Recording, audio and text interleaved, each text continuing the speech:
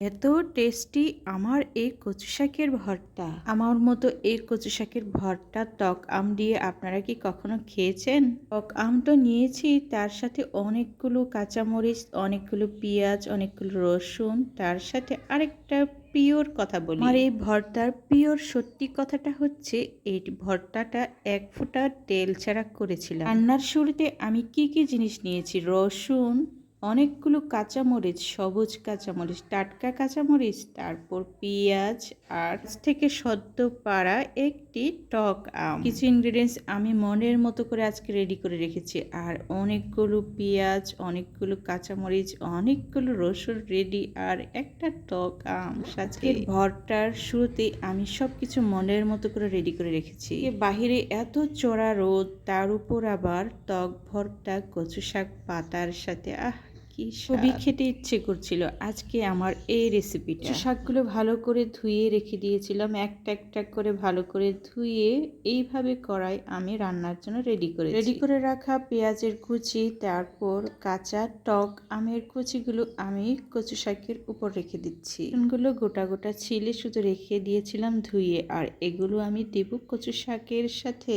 করে রাখা রসুনগুলো আমি কচু শাকের উপর দিয়ে দিচ্ছি, আর তার সাথে আছে গোটা গোটা কাঁচামরিচ। গোটা গোটা কাঁচামরিচগুলো আমি শুধু দুভাগ করে এগুলো কাঁচামরিচ নিয়েছি। আমি খুব ঝাল ঝাল করে ভর্তা খাবো আজকে। পূর্বেও আমি রান্না করেছিলাম, কিন্তু এই রান্না আজকে খাবো না। আমি খাবো কচু শাকের টক আমের ভর্তা। কিছু রেডি করে আমি এখন কচু শাকের উপর দিয়ে দিয়েছি, সমস্ত কিছু অ্যাড করে ফেলেছি। এক ফোঁটাও তেলের প্রয়োজন নেই আজকে এই ভর্তায়। কষে কষে শুধু ভর্তা হবে আমার এই রেসিপির মধ্যে। আপনাদেরও যদি আমার মতো খেতে ইচ্ছে করে আপনারাও এই পদ্ধতি ফলো করতে পারেন, আর সাথে আমাকে সাবস্ক্রাইব করে রাখতে পারেন এই ধরনের তেল ছাড়া হরেক রকমের ভর্তা রেসিপি পাওয়ার জন্য। সবসময় মাছ মাংস খেতে খেতে না আর তেল দিয়ে এত কিছু খাবার খেতে ইচ্ছে করে না। এই ধরনের অমৃত স্বাদের তেল ছাড়া কিছু ভর্তা আছে, খুব টেস্টি হয় আর খেতেও ইচ্ছে করে। এর অজানা থাকায় অনেকেই খেতে পারে না এই ধরনের টেস্টিফুল খাবার। তাও কি তেল ছাড়া ভর্তা, কচু শাক আর আমের ভর্তা ঝাল ঝাল, উফ কি মজা। চুলোর ওপর সিদ্ধ দেওয়ার সময় ঠিক এইভাবে ঢাকনা দিয়ে অনেকক্ষণ সিদ্ধ করতে হয় পানি দিয়ে। সিদ্ধ করে রাখা কচু শাকটা আমার এতটাই নরম হয়ে গেছে, তাই আমগুলোও নরম হয়ে গিয়েছে কচু শাকের সাথে মিশে। কচু শাকের কচি ডাঁটা আর পাতাগুলো এতটাই নরম হয়ে গেছে, অল্প একটু চামচ দিয়ে ভাগ করে দিতেই ভেঙে যাচ্ছে।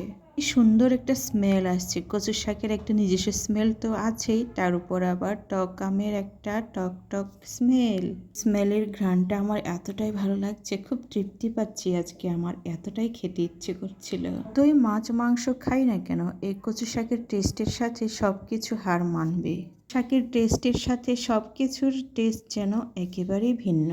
যতই টেস্টিফুল খাবারের স্বাদ গ্রহণ করেন না কেন, এই ধরনের টেস্টিফুল গ্রামের স্বাদের টেস্ট আপনার নিতেই হবে। যদি কখনো এই ধরনের খাবারের টেস্ট গ্রহণ করে থাকেন, তাহলে মনে হবে জীবনে আমি অনেক কিছুই টেস্ট গ্রহণ করেছি। টাটকা মজাদার টেস্টিফুল খাবারের টেস্ট শুধু গ্রামের ভিতরে পাওয়া যায়। টাটকা গাছ থেকে নিয়ে আসা কাঁচামরিচ, টাটকা কচু শাক আর টাটকা গাছ থেকে পেরে এই ধরনের খাবার, ইস কি মজা। খাবারের টেস্ট তখনই বেড়ে যায় যখন খাবারের সুঘ্রাণ আপনার নিতে খুবই ভালো লাগবে। আমের শাক সবজিগুলোর মধ্যে টেস্টিফুল খাবার হচ্ছে এই কচু শাকটি। খুন্তি দিয়ে নেড়ে নেড়ে আমি অনেকটাই গুঁড়ো করে ফেলেছি। ঠিক এইভাবে ভর্তা মাখানো হয়। আবার ঘষে এইভাবে চটকে নিচ্ছি, কারণ আমি মরিচগুলো গোটা গোটা দিয়েছিলাম মাত্র দুভাগ করে। ওই শুরুতে যেটুকু পানি দিয়েছিলাম ওইটুকুই চলবে, মাত্র এক গ্লাস, ছোট একটি গ্লাসে। প্রয়োজন মতো পানি ব্যবহার করলে আর পানির প্রয়োজন হয় না। আর কচু শাকগুলো তো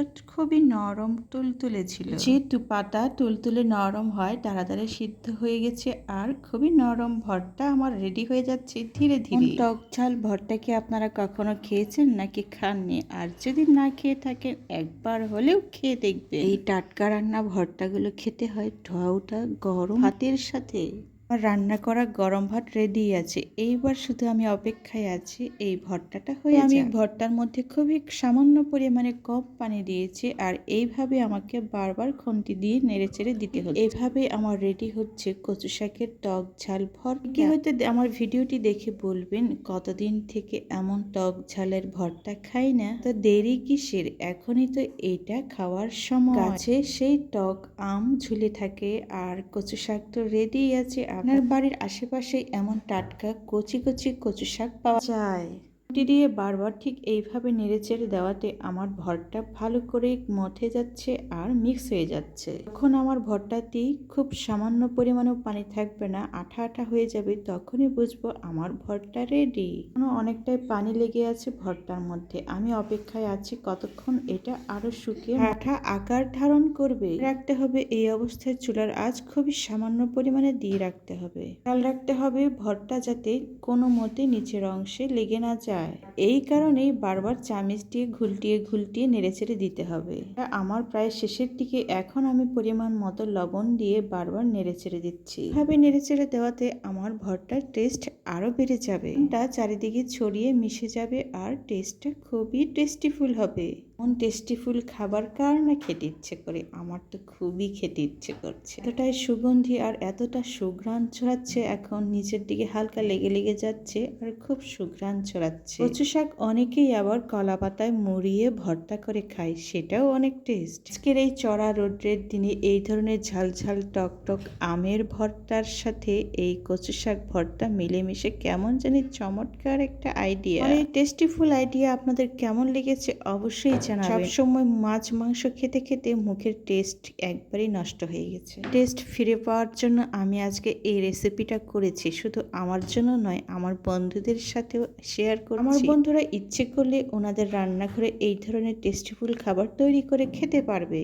গরম ভর্তা টক ঝাল কচু শাকের আমের সাথে ভর্তা আমার রেডি। রান্নাটা রেডি হওয়ার পর আমার আর অপেক্ষা সইল না। প্লেটে গরম ভাত আর গরম ভর্তা নিয়ে আমি বসে পড়লাম খাওয়ার জন্য। খাবার খেতে বসে আমার মনে পড়লো আমার খুবই খিদে পেয়েছে, এতটাই খিদে পেয়েছে খাওয়ার সময় মনে হচ্ছে আমি অমৃতের সাথী। খেতে বসে খুবই মজাদার আর টেস্টিফুল খাবার, উফ কি যে ভালো লাগছে খেতে। আজকে দুপুরে খুব দেরি করে খাবারটা খেয়েছি, কারণ এই রান্নাটা আজকে খাবো বলে আমি অনেকটাই সময় নিয়ে এটা অনেক মজা করে রান্না করেছি। সত্যি কথা বলতে কি, যে জিনিসটা খুবই খেতে ইচ্ছে করে তার জন্য অবশ্যই একটু ধৈর্য প্রয়োজন, আর সেই ধৈর্যের ফল সবসময় মিষ্টি হয়। ঝাল ঝাল খাবারগুলো খেতে আমার তো খুবই ঝাল লাগছিল আর খুবই টেস্টি লাগছিল। কচু শাকের স্মেলটা এতটাই সুগন্ধ লাগছিল, বলে বোঝাতে পারবো না, এতটাই টেস্টি লাগছিল আজকে খেতে বসে। শাকের সাথে কাঁচামরিচের ঝালটা যেন খুব সুন্দর। শাক রান্না করলে কাঁচামরিচ অবশ্যই লাগবে, আর কাঁচামরিচ দিয়ে কচু শাকের টেস্টের পরিমাণ আরো 4 গুণ বেড়ে যায়। অনেক মজাদার খাবার আপনারাও যদি খেতে চান তাহলে আপনাদের বাসায় ঠিক এই আইডিয়াতে তৈরি করে খেতে পারেন। এই ঝাল ঝাল টক শাকটা আমার এতটাই ভালো লাগছে যে জিহ্বা দিয়ে আমার পানি চলে আসছে খাওয়ার সময়। তো আমি একা কেন খাবো, আপনারাও আপনাদের রান্না করে ঠিক এমনটা রান্না করে খাবেন যখন চড়া রৌদ্র হবে। ভিডিওটি যারা দেখেছেন ধন্যবাদ।